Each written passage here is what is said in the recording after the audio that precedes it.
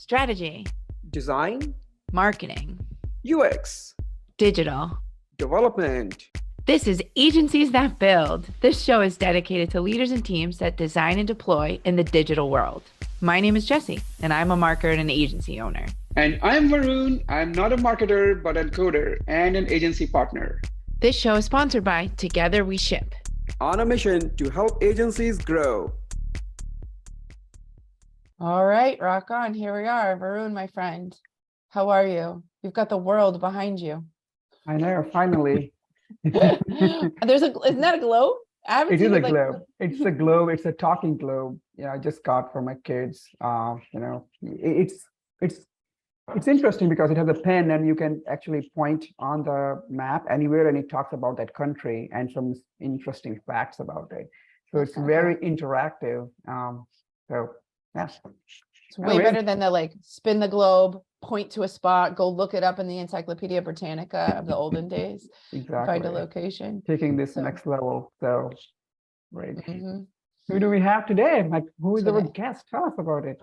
Today, I know we're both excited for this conversation. We've been looking forward to it. I mean, we look forward to all of them, but this fella in particular. So this is a pretty epic introduction. Are we ready? To build anything, you need innovation for the future and experience from the past. Today, we have someone who has been using both to a great effect at his company launch, which is at the forefront of helping businesses achieve their goals through cutting-edge technology and design.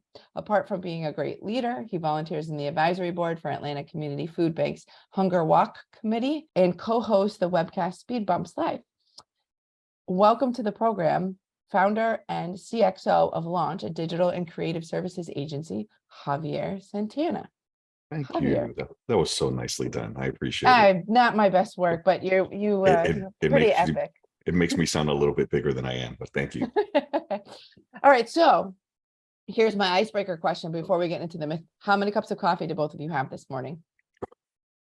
Varun goes first. Yeah, Varun go None. first. Are you drinking caffeine right now? I stopped coffee since COVID when I lost taste and smell, so I can't enjoy coffee anymore. So it's been almost 3 years that I have no coffee. Do you do tea? No. No caffeine? No. Well, no, not from coffee and tea. Beverage? Yeah. Interesting. You're making me depressed. Oh, I started coffee in COVID and became obsessed. I have 1 cup a day and I make sure it's the most delicious cup I can make work. I have a subscription. I get fancy ones sent to the house. It is worked into my budget. We don't mess around over here. Yeah. As you should. Yeah. So I'm, my thing is that I wake up really early. My routine starts at about 5 a.m. And normally I probably have 1 or 2 cups of espresso. Normally I'd use the Nespresso machine, right? Mm-hmm. Then I go work out, then I come back, then one get dressed, I have another cup of coffee, possibly another espresso. Then I get to the office, I pour myself another espresso. And right now I'm actually on a double espresso. So normally throughout the day, I mean, it's ridiculous. I should probably be dead at this moment, but I probably do about a good, without exaggeration, 8 cups. And that includes the one that I have after dinner, regardless of what time I eat dinner. Okay, so I can't have caffeine after 1 p.m. Yeah. Doesn't even messes up the sleep. I don't know how you sleep with I sleep just fine. Yeah, I sleep just fine. If is it from what kind do you like? I don't know if that's the real question. Yeah, I mean Arabica. I typically like the real bitter coffees. I don't like those that are like if you take me to one of those fancy coffee shops, I'm probably just want to walk right back outside. I want the stuff that tastes like it's burnt, toasted, and just rich traditional, coffee beans, Colombian coffee beans, Arabic coffee beans. That is what I love. Everything else to me tastes like vinegar. And it's a really weird thing. Yeah, it's as I sip my coffee. Do it. I had mine already. We've learned that we don't like the super acidic stuff, or I don't like the super acidic stuff, and he goes along. I like Ethiopian in particular. I like Ethiopian coffee. Yeah, and is it washed, processed? I like it when it's. I don't remember. I don't know if it's washed or not washed. There's one you would think I would remember all that. Look it up and report back. But it's been an interesting learning journey of the world of coffee. I've enjoyed every minute of it. It is really interesting, and I'll call myself a wine connoisseur, not a wino. But I've been in business. I used to be in hospitality business for a long time, and I feel like the same way that I drink my coffee is the same way that I drink my wine. The super high acid, kind of like that has that really rich, almost like citrusy, I can't do in the wine world. And it's the same exact thing with coffee. So it's kind of bizarre, but yeah. Interesting. Oh, this could be a whole nother episode. So, Absolutely. because I could, once we start talking about food, it's over for me. Like I That's could just it. keep going forever. All right. So let's move into our myth busting question. What sort of bogus myth, our strategy or misconception do you want to set the record straight on? What do you got?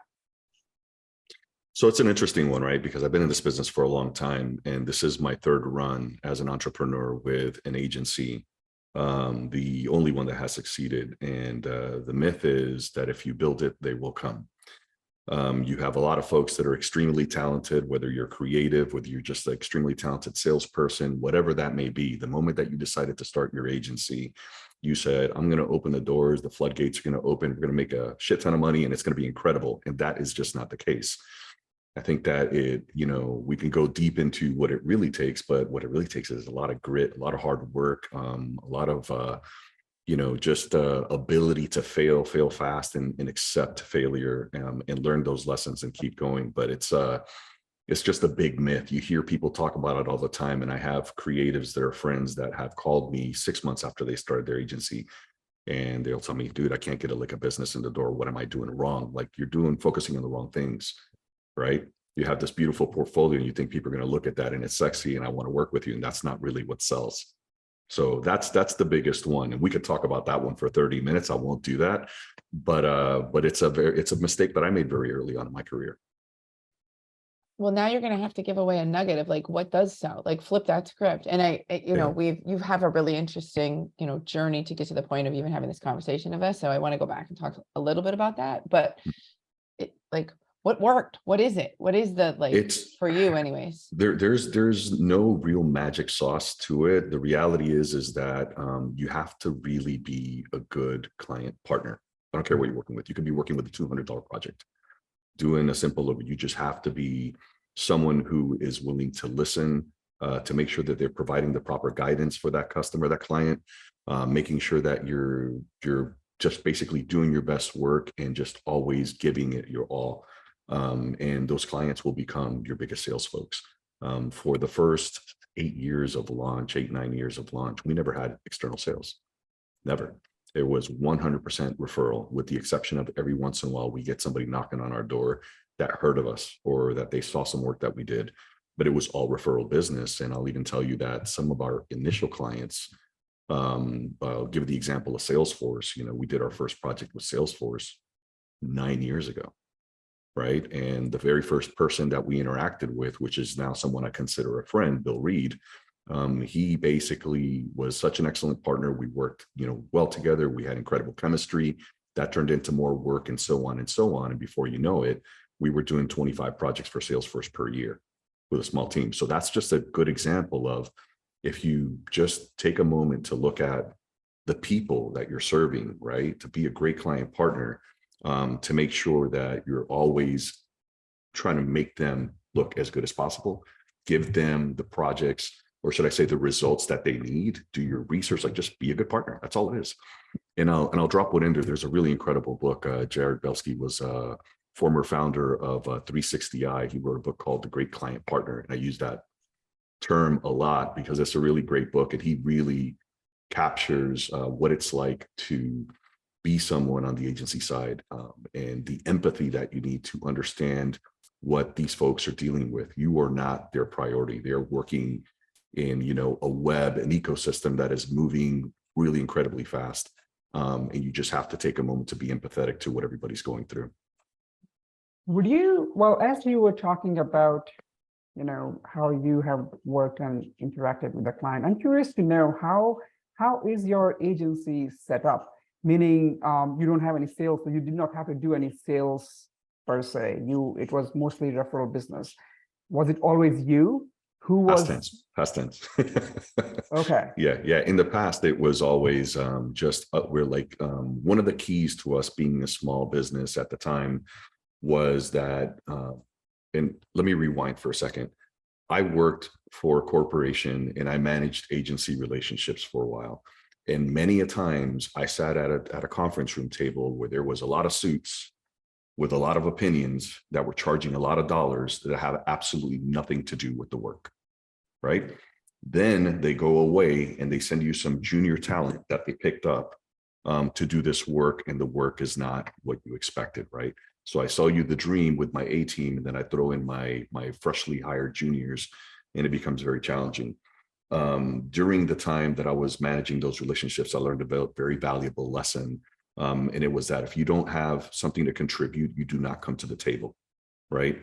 So fortunately for us, to answer your question, Varun, is that when we were smaller, we would walk in and say, the people that you are meeting right now in this room are the people that are doing the work. So nothing that walks away from here is going to get, lost in translation when we walk away and transfer it to someone else. No, we're going to be in the trenches with you. And that worked to our advantage, because even today, I have clients that text me. I had one of my clients from Honeywell send me a text message the other day and said, hey, just got back. We're going to do this work. And I'm sorry, I just got back from some travel, but let's go ahead and connect tomorrow. I'm like, absolutely, let's connect, right? So you're no matter where you are in the chain, you always have to make yourself available to just be present. And I think that in itself is what sells, because you're just being a good partner. That's all it really is. That's the secret. Yeah. You've said a lot of things in there that I want to kind of circle back to, but the one, it's interesting, the example of texting, with clients, and we have a lot of it this season. We've spent a lot of time chatting with different kinds of agencies, and everybody does things a little bit differently. And in terms of boundaries with clients is something that some of us, like figuring out how to make that work. How have you found, it sounds like I have clients, on and off over the years that will text me because they understand, I'll blatantly say, if you text me for work, I will probably not remember to respond. Please send me an email. You train the client, because that way I can put it on my checklist and go through my process and make sure it doesn't get lost. But stuff crops up and you want like a text of, hey, are you around tomorrow? Can we have a quick chat and things like that? How do you manage those boundaries yourself? Or is it on a client by client basis? And how do you, the second part of that question is, how do you help your team figure out how to do that too? Yeah, so I can only speak to myself. And of course, use case of one, I don't have boundaries when it comes to that stuff. I say I don't put up boundaries. I do have boundaries. Okay. I will not text my client at 6 o'clock on a Saturday. I will not do that. But if they text me, I will respond. Not because I feel like a slave to the system, but because this is what I love to do, right? At the end of the day, work in my regular life are to some extent one, right? It's like being a sommelier and walking away from the wine shop or the restaurant that you're running, and then you go home. You don't stop talking about wine. You know what I mean? And that's my life. Like, even the people that I surround myself with, I have a group of buddies that we connect on a regular basis. They're like, hey, let's go grab a beer. And we sit down and we don't talk about sports. We talk about what's going on in the world of technology, because they all work different companies. Buddy of mine was working at Coursera. The other guy was working at Google. I have all these, like this mass experience sitting around me. I'm not going to waste my time talking about something that is not relevant to my world. So for that reason, I don't put up boundaries. And if a client does want to call me or text me or email me, I'm all right. Because that's another one of those things where it's almost like you have to learn everybody's love language. Right? It's like we all communicate differently. I have team members that communicate completely different than others, right? You just have to figure out what that form of communication is, right? So I feel the same way when it comes to, digital communications with some clients. Some people just are extremely busy, and texting is the way that they could just get a thought out right now. I'm not going to say, hey, look, I'd prefer if you didn't text me. You know what I'm saying? Like, it just has to be one of those things where it has to be like a mutual agreement, either like a verbal or even non-agreement, that this is just how we're going to communicate. That's okay. I love the description of like, this is how the love language description. I've seen that crop up in, in lots of aspects of life in terms of how people communicate, opposite of me. Like, if someone texts me some work and my client knows it, she's like, hey, I had a thought, let me send you a quick note. I'm also going to email you, is usually what happens. Sure. Because she knows if she texts me, I'm going to forget about 20 minutes later. But I like I quite like that description, like, leaning into how the love language of how your agency works. Yeah, no, can I tell you a quick little story? Yeah. Okay. Yeah. So I'll tell you a quick little story, right? So, first of all, like, being in this business, as you all know, when you're dealing with creative, technology, customer journeys, understanding consumer behaviors. You're practically a serial psychologist anyway, right? True. Like you're having to understand how Mhm. different people behave in different environments, whether that's a, psychographic, demographic, whatever that may be that you're studying for the communications that you're going to put out on the digital product, right? So I look at it all in the same, but very, very, very early on, and I promise I'll make it quick. We were hired by a company to create a prototype to evolve their e-commerce experience on tablet, because their audience was a little bit older and the tablet market was exploding. Mind you, this is like 2012, right? 2013. So we created what we considered to be best in class prototype. It was gorgeous, worked beautiful on tablet, like color hierarchy was incredible, everything. We're so proud of ourselves. And we tested it with the audience and it failed miserably. It completely failed. We fell flat on our face. And the audience was a growing baby boomer audience that was purchasing shoes online. And while we created something that we felt was best in class for technology in general, and the way that that basically everything was evolving for that specific audience, we weren't speaking their language. They were scared to put their credit card in on a website. They wanted to make sure that they had all these assurances before they actually click submit. And we learned such a valuable lesson, because we all say, I don't like to make assumptions about the way anybody thinks. But at that very moment in time, very early in time, we made a poor assumption and we fell flat on our face. And because of that, going back to what you were asking, communicating with different people on different levels and understanding how their choice of communication is extremely important on every level of, whether you're talking to an executive or you're talking to a user. It's extremely important. One quick thing I'll share on communication and expectations on the language or love language that you talked about. One thing we did recently in our organization was we created, all the leadership members, we asked everybody, all the executives, we asked to create a profile. It's not a profile, it's called basically a document that in which you talk about how do you work, how do you expect your other team members to communicate with you. Do you want to do the Skype? Do you want to do the Slack? Are you more comfortable managing an email? Just setting the expectations in that document for everybody in the team to know and be aware of, so that whenever a new person joins or everybody, whenever you are trying to connect with the other person in the team, this is the style of working of that person, and we respond accordingly. So that it's super important to know and be aware of how, what the love language of that other person. Agree. It's extremely important. And also making, like, even internally, right, as we're communicating with our own team members or clients, because we use Slack all the time for everything. But, internal comms, what belongs in Slack, what belongs in email, what belongs in a shared document, like that's extremely important as well. Because the last thing you want to hear is someone say, oh, I missed that message. I'm like, you missed a message. This is where we communicate this very specific type of comms, right? So you should have the expectation to be aware that anything that is project related that we're going to present to a client, this is where all the communication is happening. And I know I have to be aware of that. So just to your point, Varun, on the other side of it is also making sure that you're setting your people up for success by making sure that they understand how you're communicating as an organization. What's that internal culture of like, that should be, whether it's an agency or not, client side, it's the internal culture of like, where do you find the stuff that you need to be able to do the things that you're hired to do? My fourth grade teacher is probably rolling in her grave as I say stuff and things in the same sentence, but it's like Slack versus, but even what are conversations that you should have in person? That's the other one that people forget too. Sometimes you don't need to put it in writing until you've had the conversation, and then you do it, whether it's with a client or with your internal team. Sometimes a phone call with a client that's just like, hey, your tone was funny. Can we just connect and make sure we're all working? Like, or are you guys really happy? Or are you like, I know you well enough that says you're BSing me right now. So and I would like to. I'm sorry, go ahead, Brian. Sorry, I was just going to pivot to a new topic to Please. learn more about your agency and how you are set up, how you do the business in general, starting with, how you position yourself.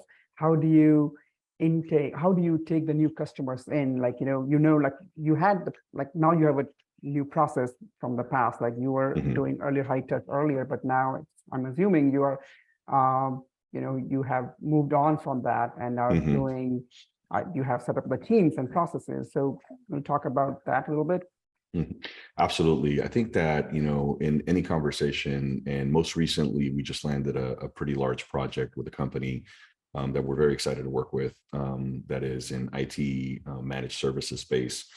During that conversation, initially during the discovery, the first thing we wanted to make sure is that we all are speaking the same language. We want them to feel comfortable with us, to know that we understand what they're going through, right? We've done this work before, explaining our process and how we're going to work together. Again, going back to setting expectations, because I think that's really important.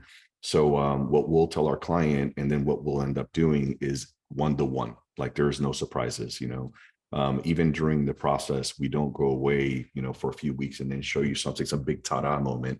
So the big reveal, and the client says, that's not what I was expecting, So when we were working with clients, we are working as an extension of their team. We're not a vendor, and we make sure that we set ourselves up like that.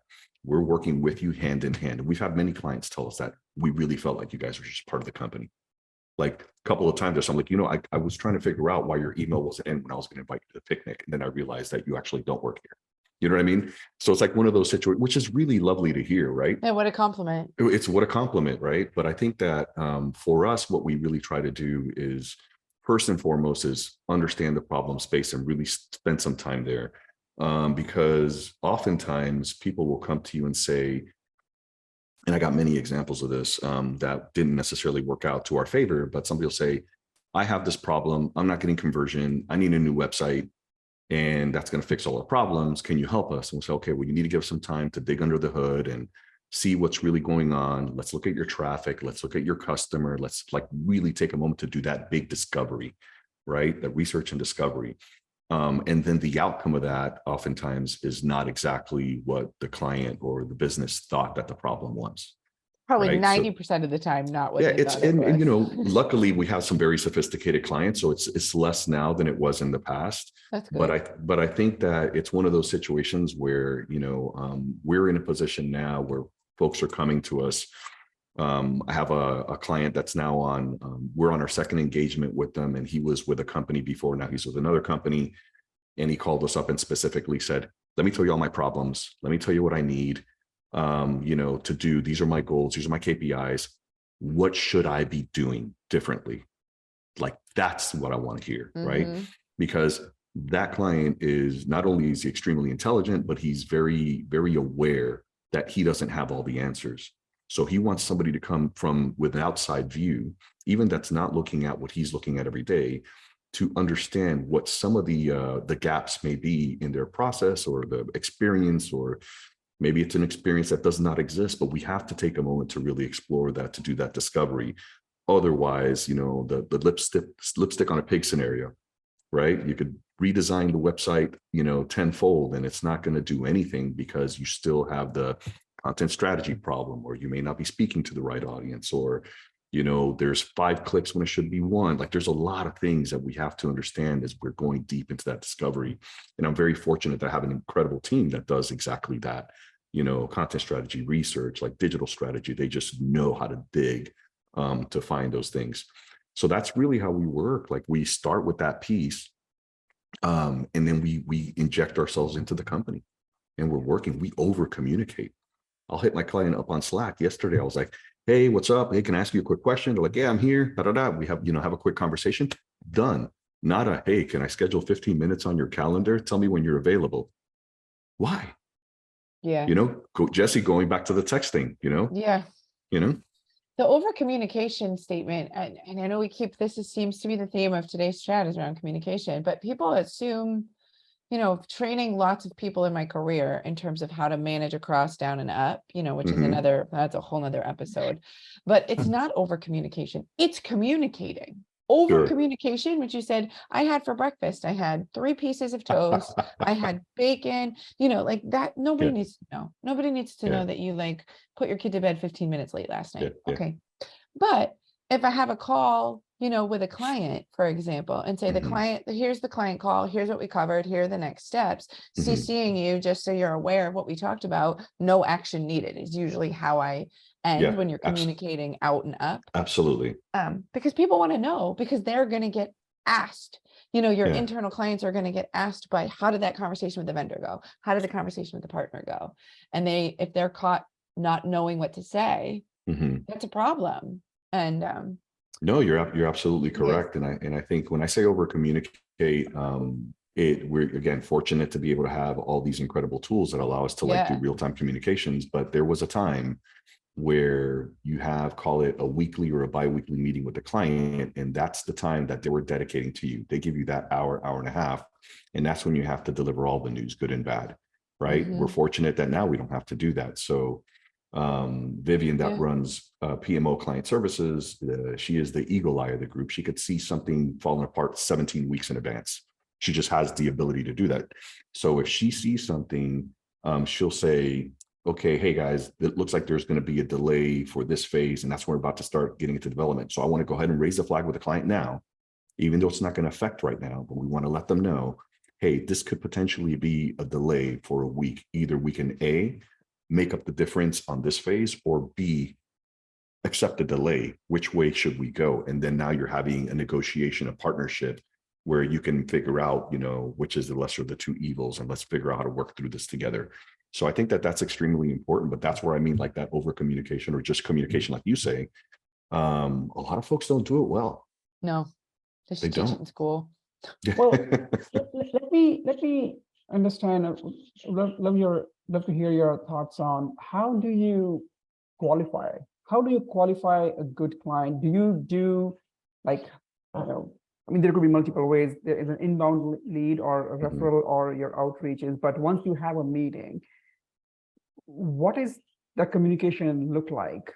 I mean, I'm assuming there must be some qualifications, questions around budget Yes. and type of work they want, but also a lot of agencies do a discovery, like they want to do, and in every project, every engagement with an agency starts with a discovery, I assume. Yeah. So how does your discovery look like? Do you just talk through Yeah. that more?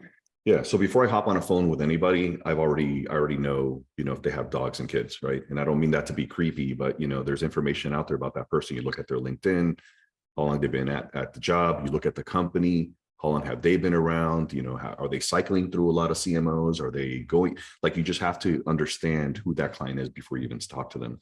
It's only to be fair to them. You don't want to waste their time, just understand what they're going through. Have they had layoffs recently? Like, what are they trying to solve? So you could come in with an idea before, so you're not just coming in, walking into a room, meeting somebody, shaking their hand for the first time, right? Okay. That's extremely important. Also, the type of work is extremely important to us. If someone comes to us and says, like I mentioned before, like, hey, I just need this redesign, here's a couple $100,000, go do this redesign for me. And that's it. And we say, well, we need to do discovery. We need a scope for this. And they're like, no, my budget's $200,000, I'm just pulling a budget out of the air, right? I need you to go do this and do that only. Then immediately I say, well, wait a second, I can't do that, right? Because when it falls apart, the one to blame is me, and I'm not doing my job if I'm not, thinking about the implications of what could happen if we don't do the job right. Right. So there's fast and there's correct. Right. Yeah. And in those cases, we bow out gracefully. If we know that there's a partner that can do that for them, we'll refer them. We never just walk away, say, sorry, we can't do it. And it's always like, hey, we're probably not a good fit. Leave a solution. I do know someone who can help you. So let me do that introduction, facilitate that conversation, and go from there. But and let me ask you on that, because have you always thought like that? Were you always like that? No. I remember my journey, like in the like 10 years, 15 years ago, when we were growing and starting, like I would just take in any job, any work that would come in, we would do yes to everything. And then we learned over time, right? We are not doing justice to ourselves, to the client, and it is, conceptually wrong. It's sometimes felt like ethically wrong, because we are basically doing, something wrong for the client. At the end result is not being productive. And we're not getting the result we want. So it took Absolutely us correct. a lot of time. So in your case, I'll let you, share your story, Yeah. but on that, also try to help us understand how have you transitioned to a positioning that you have now? Are you do you position yourself as a specialist for that reason or as a generalist? In both cases, how do you navigate that journey? Yeah, yeah. So to answer your first question, yes, when we first started, we would take anything because, of course, you need to pay yourself and pay the bills, right? I left my cushy corporate gig and took a significant pay cut along with my business partner. And we said, we're just going to make this work, right? And of course, we left our significant other is pretty upset about that. But one of the things is just like really thinking through how you have to evolve, right? The more people that you have, the more mouths you have to feed. And obviously not being a massive agency by design, you have specialists in very specific areas, but as an agency, you're a generalist, right? So if I take on a project that is a 7-month engagement, right? And I have a SWAT team of some of my best people on there, I know that I cannot take 3 more like that. I can't. I don't have the people, right? Now, mind you, I can grow the team to start taking that kind of work, which I will if we have the ability to, but I don't believe in fake it till you make it. Like not on the level of like, oh yeah, we could do anything. And then you sign a deal and then you're scrambling, trying to find people, potentially people you've never worked with. And then you're, again, like just wearing pie on the face because someone who trusted you called you and you lied to them. And now you're trying to stitch things together. That's just, we're in Atlanta. And if you know anything about Atlanta, very similar to Austin, very similar to a couple of these cities that are now just like growing at a dramatic rate, it's still a small town. I don't care how big and how pretty and how tall the skyscrapers are. This is a small town. Everybody knows everybody. Boston is too, right? So I think it's like one of those things that you really have to worry constantly about your reputation. You always want to make sure that people remember you as a positive partner.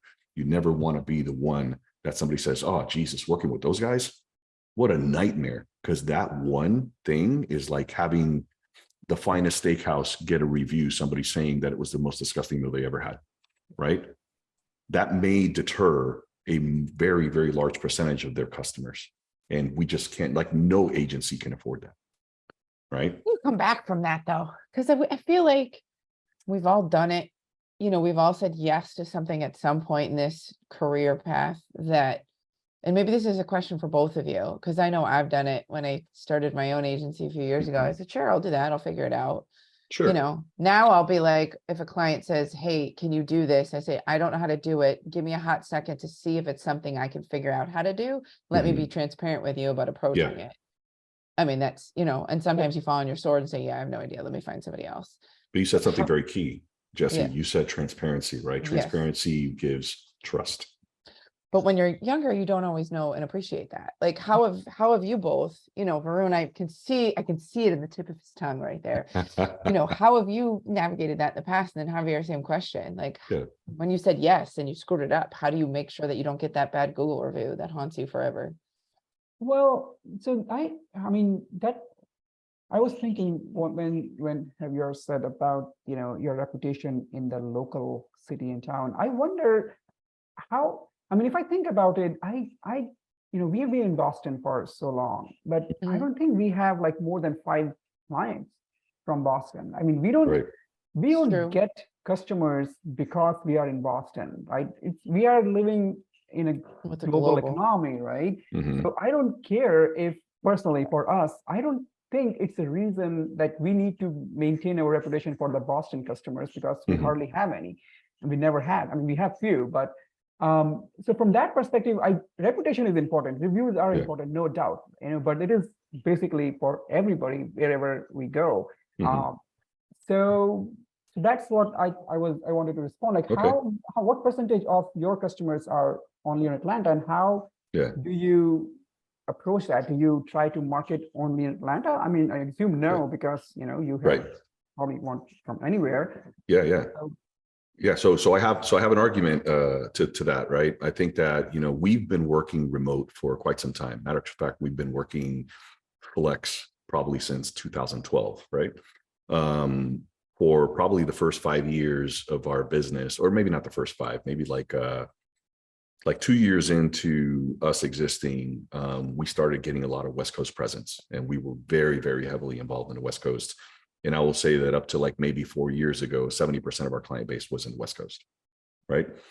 However, these people are also distributed. The contact that I mentioned to you that is a Salesforce, that is a friend today, they were in Atlanta, right? They were remote working in Atlanta. Salesforce is acquiring companies from all over the world, right? And this just happened to be one of those companies that we started working with.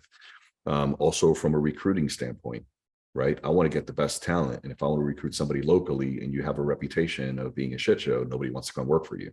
Yeah. So I think that's important on a local level for many reasons, because in today's climate environment, word spreads fast, right? And not only because of that, but because you should care. You know what I mean? It's like one of those things. Like, I want to be known for someone who's doing, you know, our company does the best work. Our people are the best talent. Our people are the most, you know, excellent partners. I want that, right? Like, I strive for that. So it's one of those things that it's important because it should be important, not only because it could potentially make you fall flat on your face.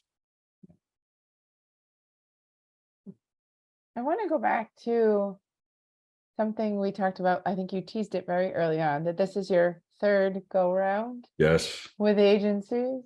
Give us the short, like why three? I'll let you answer however you choose, you know. What was so sticky about this one? You know, maybe there's some golden nuggets of like things maybe that the learnings didn't and quite work. mistakes that you had with the first two, and now you fix them with the third one. Yeah. But I think the real reason is awareness, right? You have to accept at some point in your career what you're really good at and what you suck at. You just have to accept that, right? My first try, I was doing a lot by myself. It was me, 5 or 6 other people. I had a lot of freelancers. It was barely an agency. It really wasn't. I mean, we were, you know, taking on web projects. We were still in that time doing a lot of print work, a lot of branding, logo work and stuff like that. But I found myself in a situation where I was doing so much that I was straight up like unicycle, spinning plates on my nose while juggling, you know, with a court jester hat. And it was a lot. Like, it really was so much stress that I ended up in the hospital. I thought I was having a heart attack. It was actually like, I without exaggeration, I called one of my buddies. I was like, dude, I'm having a hard time breathing. Got chest pain. I think I'm going to die. Within like 2 minutes, he was at my house, took me to the hospital. They put me on the EKG and they told me, you had an anxiety attack. You had a panic attack. Whatever you're doing is so stressful that it is literally killing you. You need to figure it out. And like, I got home from that and I looked at at the time, my 7-year-old daughter, and I had an Office Space moment. Like, I was like, forget about it. I'm not doing this anymore. Matter of fact, I had just landed a piece of business and I called them up. I was like, look, I'm really sorry. I can't do it. I'll find you somebody to do the work. They're like, no, we want you to do it. I was like, I cannot do it. You know, well, just like a lot of unreliable freelancers, like some had a really great developer and he got a full-time job. So he abandoned me in the middle of a project, like just like those types of things that you don't anticipate. Yeah. At the time, I don't remember who recommended this book. And I hate that I don't remember because it was probably a life-altering moment for me. Somebody recommended the book, The E-Myth, right? The Entrepreneurial Myth. And it's a very short read. They've revised it, God, like 5 times. And I bought it, I read it, and while I was flipping through the page, I was like, yep, made that mistake. Yep, I did that too. Yep, look at all these dumb things that I've done that if I would have had this little tiny book, I would have like skipped those mistakes, right? So lesson 1 is learn from other people's mistakes so you don't make them yourself, right? After that, I became obsessive with reading, right? How do I grow a business? How do I, you know, retain talent? Like all those things. The second one was basically, I started while I was working for another company, people just started throwing me work and I grouped with some of my friends. I said, we're going to do this, landed a couple of decent jobs. And then I was working 2 jobs and I was like, time out. I remember what this is like. I remember failing miserably and I'm not prepared for this. I'm not ready. So I have to really start thinking about what it is, again, that I'm good at, what I suck at, and figure out who can do the things that I absolutely am terrible at. The third time was exactly that. I found somebody who was really good at the things I'm absolutely horrible at. That's really it. That's like the secret, right? So my business partner, David, fantastic guy. He knows finance. He knows, he got his MBA. He understands business. He really understood how to lay the foundation for something that we could grow, right? I knew how to go out there, sell, do cool work, and talk to people. And I was out there. And he's like growing it from the bottom up. I'm growing it from the top down. And finding someone or multiple people that can really balance you out when it comes to business in general, right? Going back to the whole myth that if you build it, they will come, right? You have to build a foundation that is stable enough for growth. And that was what I was missing the whole time. So that's why the third one stuck, because I was able to get someone that balanced me out. Nice. But you are like a big proponent of the partner. I mean, the partner basically completed you, like it's complement totally. Absolutely. And it's also one of those things where I have people on my team that I lean on a lot because they do work that is exceptional that I know that I'm not capable of doing. And that's okay, right? So I think that I never want to be the smartest guy in the room. I never want to be because if I'm the smartest guy in the room, I have nothing to talk about, right? And I'm not a person just to like talk about myself. So it's like one of those things where you want to surround yourself with people that are career students. They're constantly evolving. They're looking at things differently. I love hearing great ideas from junior talent because they're not jaded. It's almost like if you go to an 8th grade class or a kindergarten class, you're probably going to get more creative ideas from the kindergartners than you're going to get from the 8th graders, right? Because they're still dreaming. They don't have those barriers or those invisible the rules of engagement. So like just constantly be open to listening and learning from others. And I think that's the most important thing in growing any business, really. So I have a hypothetical situation, a question for you. Okay. If you were to go back in time and you're like 20 or 25 years ago, what advice would you give to yourself at that age? Oh man. I love this question. Yeah, I We mean, need to start asking it more.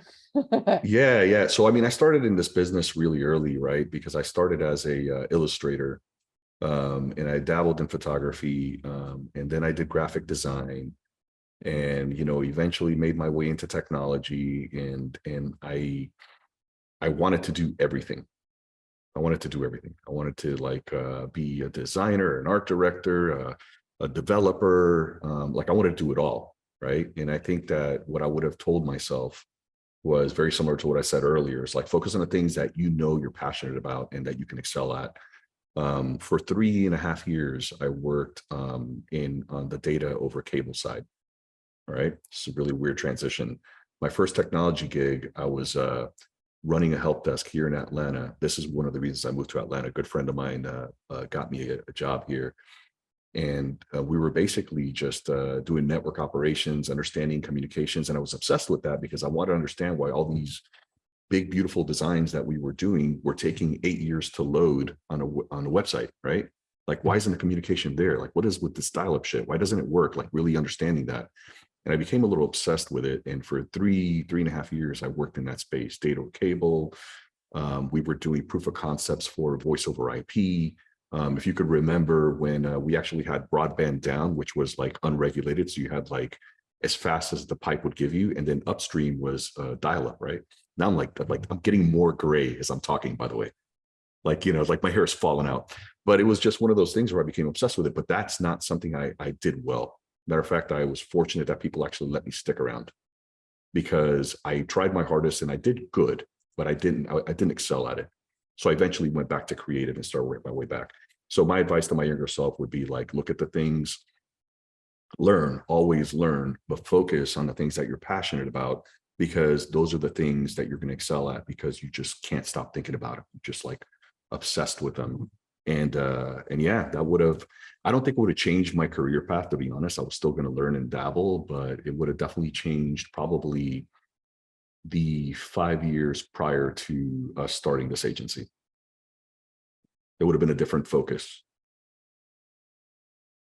I feel like there's so many ways we can take this conversation. This has been a great chat. So I'm gonna put a bow on it because I think that was a great answer.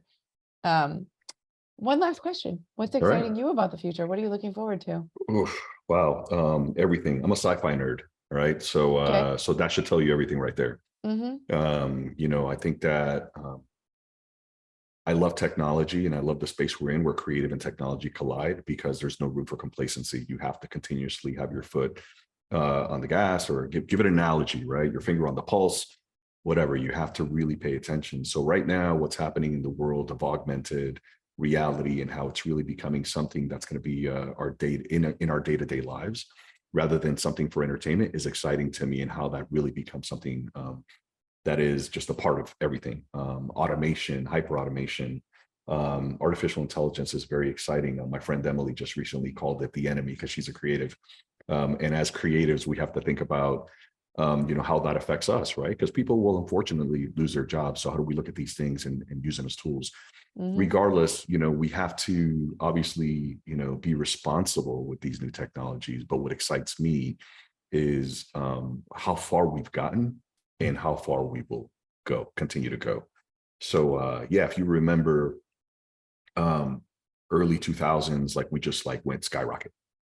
Like we went from, AOL in the 90s to broadband, and everything just flew, right? Mm-hmm. And I feel like it went through a little lull for a little while, little waves up and down. And right now we're in another one of those really hard spikes with everything that's happening. And that's always going to be exciting to me. Well, thank you so much for the time today, Javier. This has been a great conversation. Lots of little golden nuggets in this one. So I appreciate it. Appreciate you guys. Well, thank you. So where people can find you are on the LinkedIn, and then you have launchxd.com is your website. That's right. Launchxd.com. Launchxd.com. Yep. So, and that's it, everyone. If you learned something today or laughed, please tell somebody about the podcast. Thanks. Awesome. Thanks, y'all. Thanks for listening. Find our other episodes on agenciesthatbuild.com. Plus, we're listed anywhere you find your favorite podcast.